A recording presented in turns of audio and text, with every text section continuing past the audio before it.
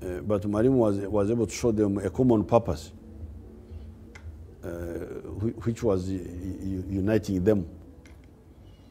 And then he was also a Pan-Africanist, knowing that to serve the interests of the people well, you must be both a nationalist and a Pan-Africanist.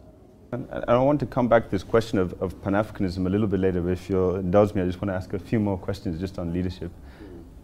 Do you feel that there are specific challenges to leading in Africa that is different from the rest of the world? Or is leadership something that is a challenge that's universal?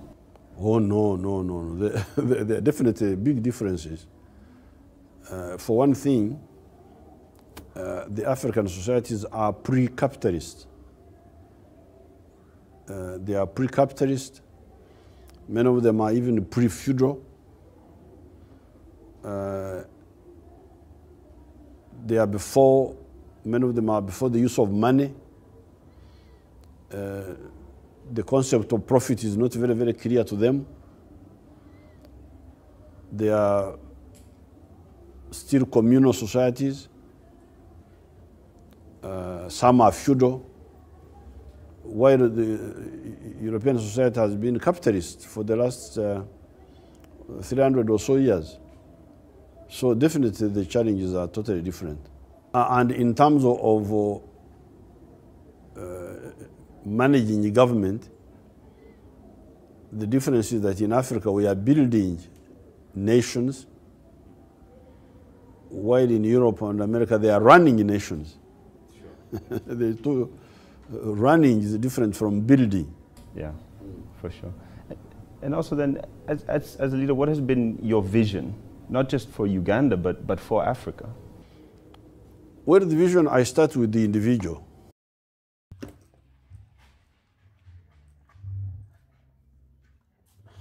You know, Africans, we are really blessed to have presidents such as Yoweri Museveni. Yoweri Museveni is a good president who has been able to help elevate the position and the situation of Uganda, and he's been able to teach Africans the way to move forward. You know, you can't just be on the position of leading for all those years. He's been in seat for 50 plus years. There's something good and there's something interesting that he can give. There's always beauty in everything, and not everyone always sees this, and this is very, very unfortunate. The president, Yoweri Museveni, is a very, very well-equipped man with knowledge who can help Africans prosper. He can help young nations such as the one we have in South Sudan. South Sudan is the youngest African nation. Yeah, through the leadership of Museveni in Uganda, Uganda has seen progress in growth, progress in economy, you know, and it's very, very nice. So without further ado, let's jump in and let's get to hear what the president has to say, and I will be giving you my critical analysis during and after the video. So let's dive in. Which are there by default, because nobody is attending to it. That's what we call it in our language, omcheno. So I could see a lot of this omcheno, which was curable, but nobody was attending to it. That's what really provoked me. Sure. And I suppose the follow-up question that is, okay, so now you have a leader, but then why do people follow at such an early age when you were leading? What made you special? Like why were people interested in following? Yeah, because you see, leadership, maybe another way of talking about leadership, you could call a leader like a social doctor. A social doctor, the one who comes and looks at the dalili za ugonjwa, the symptoms, and then investigate and find the diagnosis. Now, a patient, when you ask him questions, are you having fever tonight? Are you having this? Are you having this? Then the patient gains confidence because he sees you asking him questions which he also sees. And when you say, what is causing you problem is malaria. Because malaria behaves like this, like this, like this. He gains confidence in you. And especially if you can treat it, then you now gain a reputation.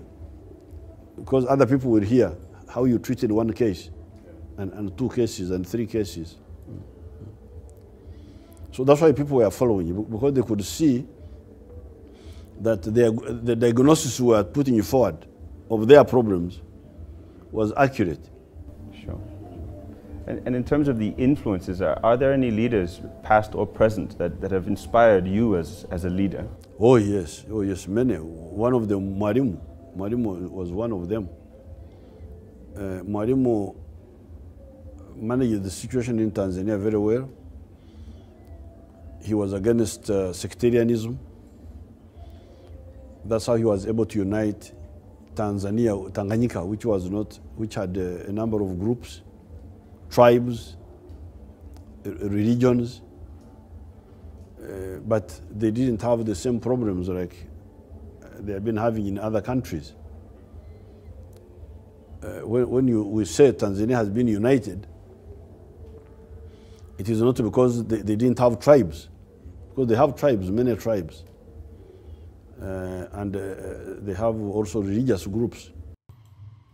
So let me add up on what Museveni is saying. Africans, we truly have the problems of tribalism. Tribalism has caused sectarianism, as the president has said. So tribalism and sectarianism is one thing, is just a social stratification, where now tribalism, you are socially profiled. You are socially profiled by your tribe. You find if the president is from a certain tribe, say the president is from the Nyamwezi tribe of Tanzania, so he tends to favor the people from his or her tribe, you see? And this is something that is affecting Africans so much. Africans are being affected by this problem of tribalism, and it's something that is happening deeply with us, and we just keep quiet with it. You know, we have issues with colorism, we have problems with tribalism, we also have issues with religion. You know, mostly for instance in Kenya, the northern side of Kenya, there's war against Christians, war against Muslims. Africans, we must realize that tribalism is something we have to do away with. In fact, presidents should be good examples. And as the president is saying, he's saying that the president, Mwalimu Julius Kaberere Nyerere, he was actually from Uganda. He learned a lot from the first president of Tanzania, who was against the problem of tribalism. So let's continue and let's get to learn what the president has to say. But Mwalimu was able to show them a common purpose, which was uniting them. And then he was also a Pan-Africanist, knowing that to serve the interests of the people well, you must be both a nationalist and a Pan-Africanist. And I want to come back to this question of Pan-Africanism a little bit later, but if you'll indulge me, I just want to ask a few more questions just on leadership.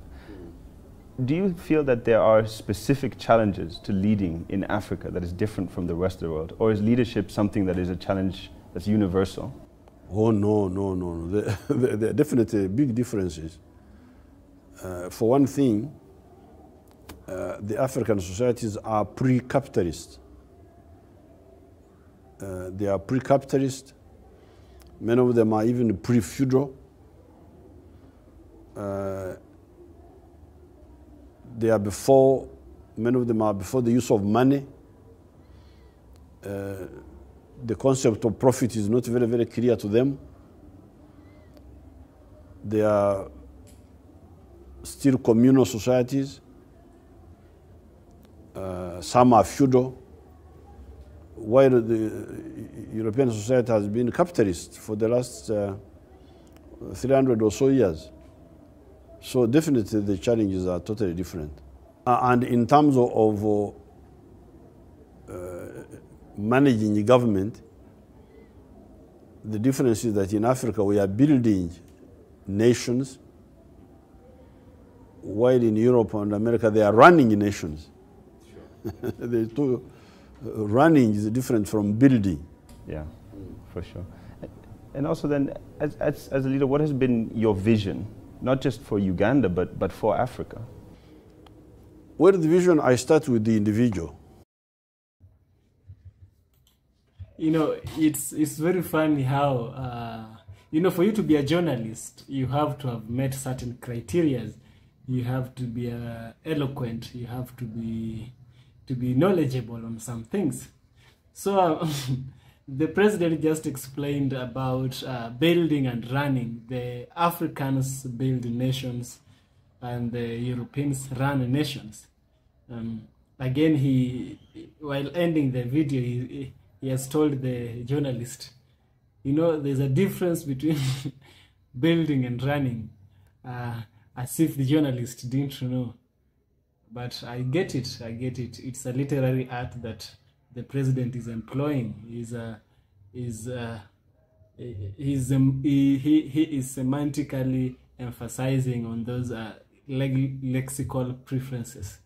Yeah, that is what the president is doing.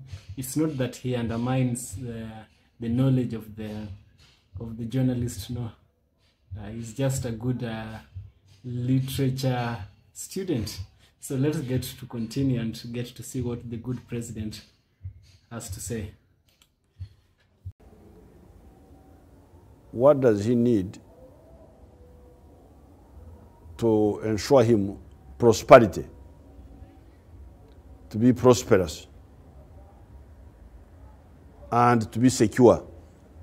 These are the two words, prosperity and security. Me, I am a cattle keeper in my area. As a cattle keeper, I produce milk, I produce beef, I produce bananas, I produce coffee, I produce tea. Now, my neighbors don't buy my milk. Why? Because they also produce the same product. So they don't buy from me, I don't buy from them. So although we are from the same area, same tribe, if you like, but the tribe does not help me to be prosperous. Because they don't buy what I produce, I don't buy what they produce. So who buys what I produce? This is the people of Kampala. Because they are the ones who don't have cows, so they are the ones who buy our milk. They're the ones who buy our beef. They're the ones who buy our bananas. Coffee is sold internationally, and so is tea. So, in my own self-interest, I must be nationalist. Because it is Uganda that can guarantee my prosperity. My tribe cannot guarantee my prosperity. My religion, that one is irrelevant. It cannot, it will help me later in heaven, but here,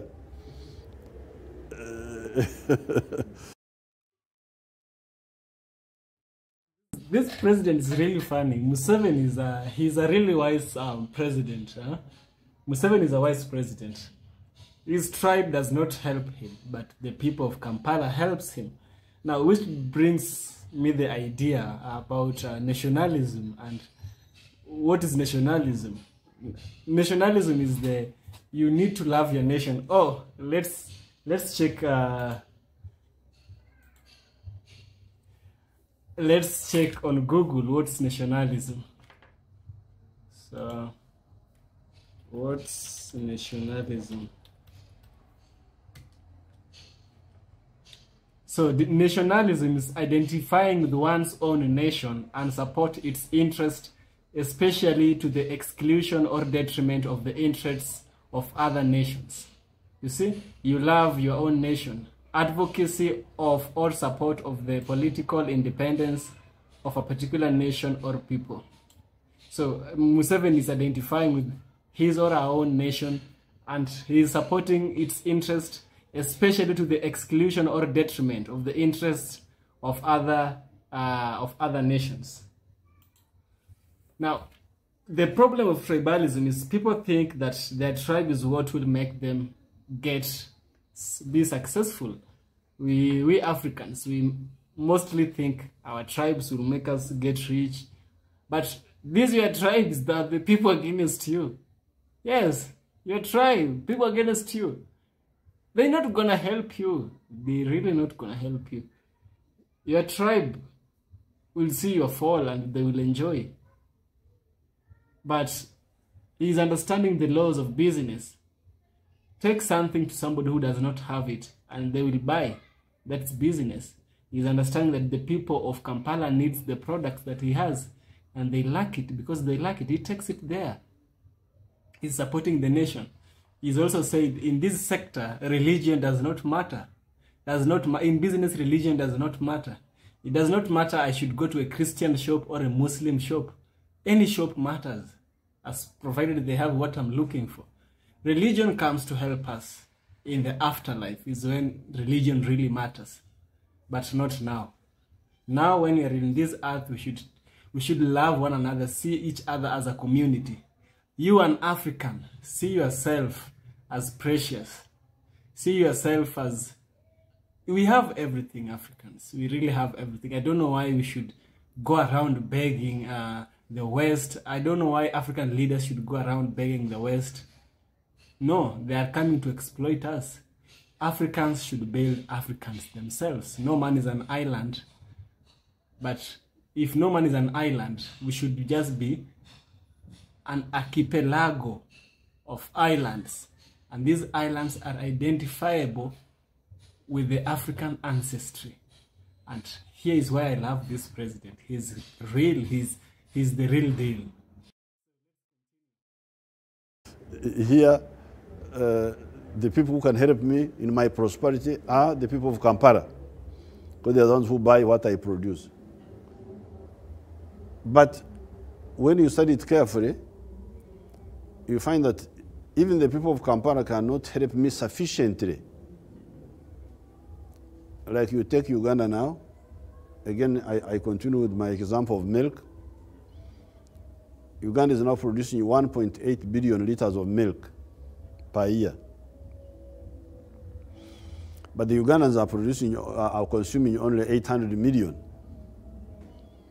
So there's a surplus of 1 billion now. And that surplus is increasing. So if the next layer of people who will help us, who are helping us even now, are the East Africans. Because they are the ones buying that excess milk, which people of Tanzania, of Kenya, of Rwanda, Burundi, Congo, South Sudan. So, in my own self-interest, I am forced, my own enlightened self-interest, I must be nationalist and also be Pan-Africanist. I have no alternative. It's just science, scientific. It's not emotional. If you really want your people to be prosperous, you must have the two dimensions, the nationalism and Pan-Africanism. Then there's the second word which I used, security. Well, Uganda cannot be secure in the modern world. That's why you've got all these problems, Iraq, Libya, what have you. Why is it that nobody has attacked China? Who can attack China? China is very strong. So, why were we colonized? some people try to say that we were colonized because of guns and so on. That the Europeans had guns and we did not have guns. That's not very true. Because even the Chinese did not have guns initially. But they could not be colonized. The Europeans tried, but they couldn't succeed. They only ended up in Hong Kong and Macau. They couldn't swallow the whole of China. China was too big to swallow. Now, Africa was colonized because politically we were still organized at the tribal and clan level. These were our micro units, which were easier to deal with one by one. So therefore, now that we survived colonialism, some of the people who were colonized never survived colonialism. They perished. Like the Red Indians. Where are they? If you go to America today, they will show you people whom they call Americans. Those are not Americans, those are Europeans. The real Americans are in reservations, some like national parks, more or less. In South America, it's the same story. In Mexico, in Argentina, the indigenous people were either eliminated or marginalized. For us, we were lucky here. We survived colonialism because of our strong genes and our strong economy. Indigenous economy was strong. That's what enabled us to survive all these problems, the slave trade, colonialism. So now that we survived and regained our freedom, we should have used the first opportunity to strengthen ourselves so that we immunize ourselves against any future threats, the security I'm talking about. So when we talk of nationalism, we talk of Pan-Africanism, we are talking about the two words: prosperity and security. But if I can jump in there as well, how do you balance a sort of regional or even a Pan-African agenda against a national agenda? Because we've often seen that the issue of sovereignty has come in the way of some people fully integrating into an East African community or even at the Pan-African level. Where is the problem? Because I have told you my problem. Yes. I am a producer of wealth. I'm not a parasite, but a producer. There's no way he can have a problem with integration. Because I've told you my problem. I am producing milk, I want to market for it. So where is the conflict of national and regional? I don't see it. It cannot be found in the productive sector.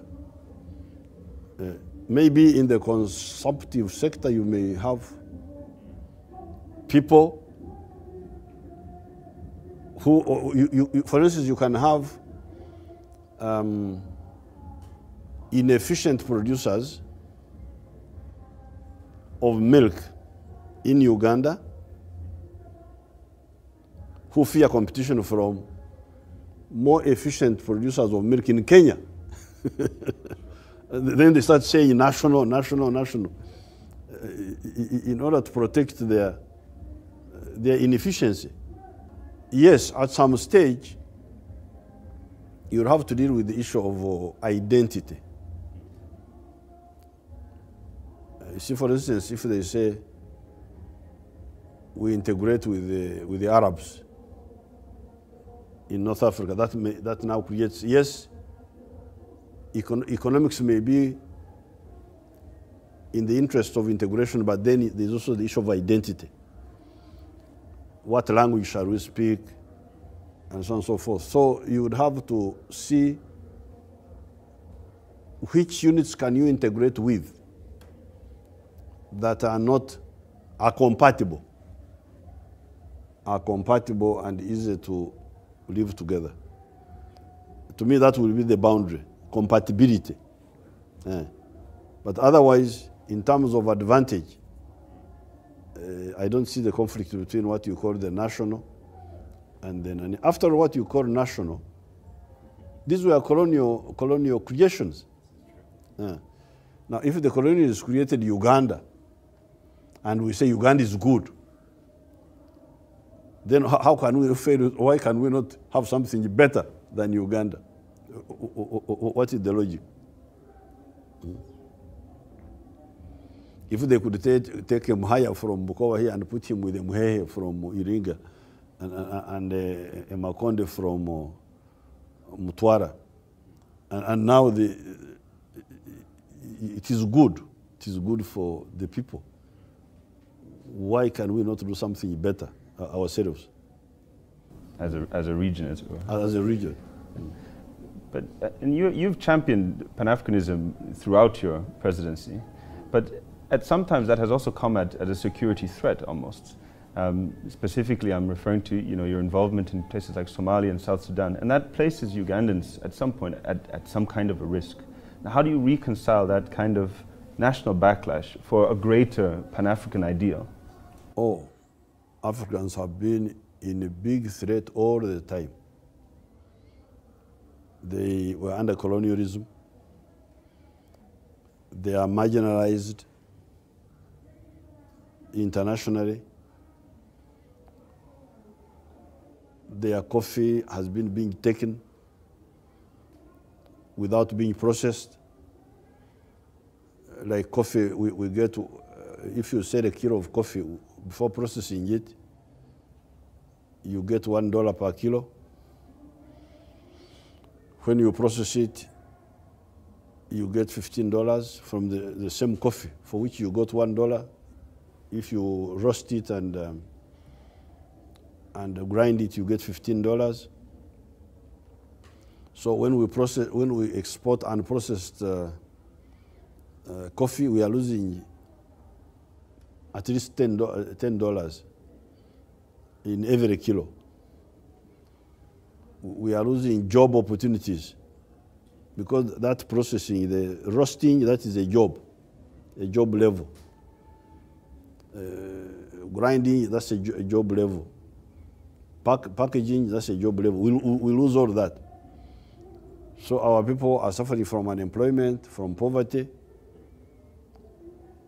Those are bigger problems than a terrorist in Somalia planting a bomb here once in 5 years. Those are the bigger threats. Those are the systemic threats to our people. How many people die from poverty? How many people die from disease? Now, how do I connect disease and poverty with the integration?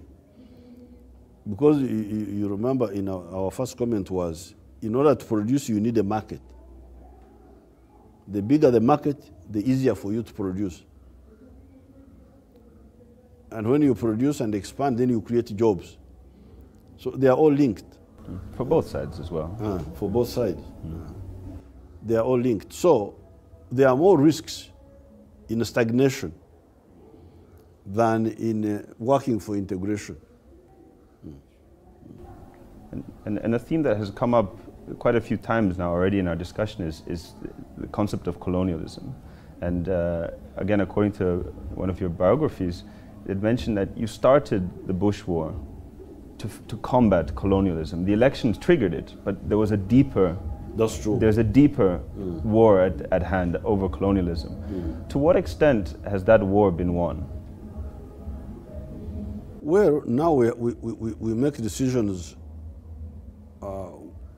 without being influenced by outsiders. Freedom of decision making is one of the gains of our revolution. Okay. That's why we are able to support like ANC. where ANC was fighting, we supported them. But there are those who didn't want us to support them. But for us, we supported them. And because of that, South Africa is now free. And because South Africa is free, together with others, we were not alone. We were together with other African leaders, but not all. Some, the few who were free to decide. So that freedom of decision making is part of the game. But yeah, it's true where the president has said they worked together to help the ANC, the African National Congress. It's the major party in Southern Africa. We also have other parties like the EFF. So the president is saying him, including other African nations, helped the ANC for the struggle against the colonialism, the apartheid in South Africa. And he said something really important, but he said it quickly. He said that not all African countries came to the help of the South Africans. This tells you that African countries, some of us, we are really not together. If it is a fight for good cause, it's a fight that requires you to supply your soldiers, that requires resources. Other African countries won't show up. But if it's a party, if it's a conference where money is being donated to countries, many African leaders will come over there. And Museveni was real by this, you know. These leaders really struggled to help Africa where it is right now. If right now you can walk through these cities, if right now you can even insult your president, it's because of people like Museveni. People like Museveni, they have built democracy. At least major countries in Africa. If Julius Malema can speak like he does to Ramaphosa, it's because of the democracy these our forefathers fought for. It's for there to be an end to the genocide that happened in 1994 in Rwanda. There had to be leaders such as Museveni. Museveni has really helped many African countries. He's helped fight against Idi Amin. He's helped Tanzania. He's helped Rwanda. He's helped Southern Sudan. He's helped where? South Africa. Who knows which other countries, you know? So Africans, the integration of Africans is more important. He said that there's more risk in disintegration than there is risk in integration. There's really importance of Africans coming together and realizing that we are one people. These boundaries we have, I know you've heard it many times. These boundaries are just social constructs that have been made, that were made by the colonizers. The colonizers left. Most of them are dead because many years have passed. We can't hold them accountable no more. We can't, but we have to remember history. We have to look at the past to know how far we've come from, and to appreciate the present, because we have to acknowledge the struggles that these leaders passed through. So let's continue. What about the argument now that there's a second liberation needed for Africa, this economic freedom? But this is part of it, the integration, economic integration, value addition. I was telling you about the coffee being sold without being processed, infrastructure development. It's a package. It's not just one element. And then to kind of take another angle, if you will, as we mentioned, you've been a leader now as a head of state since 1986. How has the challenge of leadership changed over time? Do you see new challenges emerging, or are they relatively the same ones? We have identified 10 bottlenecks, strategic bottlenecks. One of them is ideological. What I was telling you at the beginning, what is the purpose of Uganda? What is the value of Uganda? And that one I explained it to you. I said, I need Uganda for my prosperity. Now that's always one of the bottlenecks. When you're not able to define that correctly, then you get into mistakes. Then you have the problem of infrastructure, electricity, roads, the railway. Because if you don't solve those, the cost of production will remain high. Cost of transport will be high, cost of electricity will be high. Now, if those costs are high, that means you can't, the companies cannot manufacture cheaply. Now, Museveni has really asked a very, very existential question. What is the value of Uganda to him as a Ugandan? Not as a president, but as a Ugandan. The same question I would love to ask Africans. What is the value of Africa to us, Africans? Why are Africans leaving Africa, going to the West, going to Europe, going to USA? Why is that? It means Africa, we are deficient. There's a value we are lacking. And why is that? What is nationalism? If these individuals really understood the meaning of nationalism and Pan-Africanism, nationalism is like individuality, loving your country individually. And then Pan-Africanism is loving the continent and everything that is attributed to the continent as a whole, and everything that is attributed to the continent as a whole. To me, that is Pan-Africanism.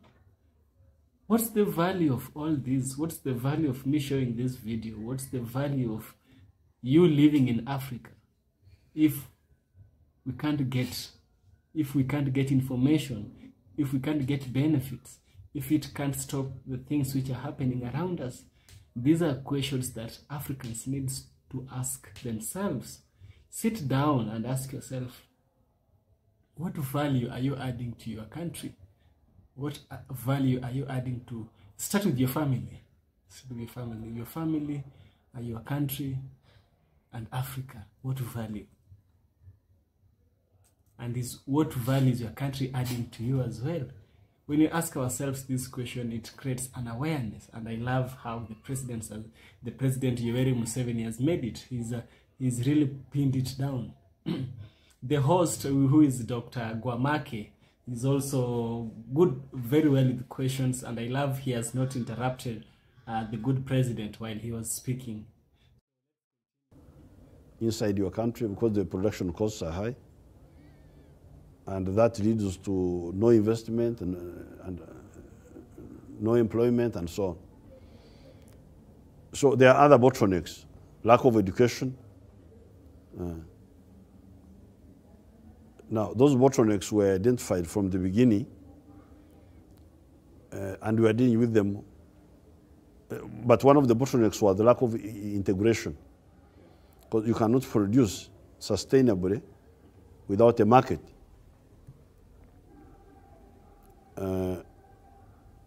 Those were identified from the beginning, and we have been solving them in batches, sort of a group of them. And as you look forward into the future, do you see any new challenges emerging? Of course, there are new challenges from outside, for instance, like ideological chauvinism of some of the groups in the Middle East, like the colonialists trying to reassert themselves. Those are external threats, which also sometimes precipitate internal. So they are there, but our biggest challenge is to deal with the original problems. Yeah. And in dealing with these challenges, As you know, at the Uongozi Institute, we're doing leadership capacity building. What advice would you give to aspiring leaders or to the leaders of the future about the approach to tackling, the current issues that still plague the continent and their countries, but also the ones that are coming ahead? Remember that you are a social doctor. You are here to know the sickness of this patient called Ugandan society. What is their sickness? Or what are their sicknesses? If you don't do that, then you will have no purpose and you will fail. So identify the issues and diagnose it, and then provide the appropriate kind of solution. Yes. Okay. And we're coming to the end of the program, really unfortunately, but is there any other sort of advice or anything else you would like to say, both to our audience but also to your fellow leaders across Africa? No. It's just because Africa, because it is, as I've told you, it is historically pre-capitalist, pre-feudal. You find that the problems are roughly the same with some local variations. So it's important that we harmonize on understanding of these bottlenecks. It will make work much easier. It will, for instance, influence budgeting. Because you can find in African countries, like here in Uganda, you find people demanding higher salaries. Oh, you want higher salaries, but you have not dealt with the infrastructure, with the roads, with the electricity. How will you attract investments if the electricity prices are high, or if the electricity is not there? But you have got high wages for the civil servants. How will the economy grow? So this sharing of, like the medical fraternity, they also compare. If you have diagnosed Ebola here, then you share it with others. How did you identify Ebola? How did you identify malaria? Yeah. That's what I would like to mention, because a lot of time is wasted. Some of these stimuli are universally applicable. Like the Europeans, they wasted almost 300 years failing to define the way forward. There were people called bullionists. These were people in Portugal and Spain and so on, who believed that if the Europeans go to South America and kill all the Red Indians and steal gold and silver, it would make their countries rich, because they thought richness was gold, that if you had gold that you are rich. Now, Portugal and Spain excelled in that, in killing the Red Indians in South America. But they ended up being the most backward countries of Europe. Then you had another group in France. Those were called physiocrats. Now, the physiocrats believed that agriculture was the source of all value. But that's not correct. If you have got only agriculture, you will not move. And agriculture itself is not sustainable without industry. The two must interact. The Europeans couldn't move until this man, Adam Smith, came along and said, no, what you need to do is to specialize have a division of labor, and you exchange cooperative advantage. If somebody is good at something, then he produces it and then sells it to somebody else. So that's how the Europeans were able to move. You find a country like Holland, which did not have gold, which did not have silver. It became a developed country. Even today, it's more developed than Spain or Portugal. Although Spain is a very big country with a big population, with a long history, but because the diagnosis was not correct, okay, yeah. They lagged behind. In Asia, you can see countries like Burma. Burma is a very rich country in terms of natural resources, in terms of agriculture, in terms of forests, minerals. I think they even have oil. I think they even have petroleum in Burma. But it's now far, far backward compared to South Korea. South Korea is a very tiny country with no resources, but because of the diagnosis, a correct diagnosis by Park Chung-hee, one of their leaders. So the president he's very knowledgeable, no doubt. You've seen for yourself. I think Africa and African countries need a diagnosis. The problem we are having in DRC Congo is not different from the problem we have in Burma. Yeah, Burma is a tiny country.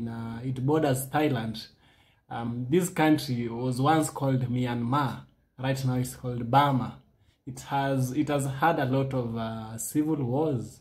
The Americans have really done bad things over there.